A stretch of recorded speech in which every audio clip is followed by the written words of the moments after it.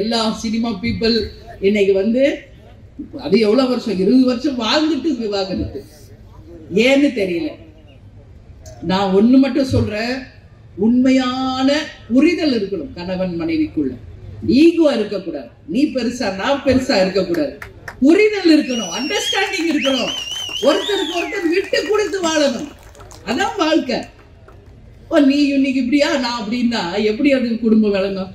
ஏன் இதெல்லாம் சொல்றேன்னா, அந்த புரிதல் இருக்கணும் கணவன் மனைவிக்குள்ள. அந்த புரிதல் இருந்தால் இந்த விவாகரத்து எல்லாம் தூசி மாதிரி. எத்தனை பிரச்சனை வந்தாலும் சமாளிக்கின்ற அந்த தில்லு ஹஸ்பண்டுக்கும் சரி ஒய்ஃப்க்கும் சரி வந்துடும்.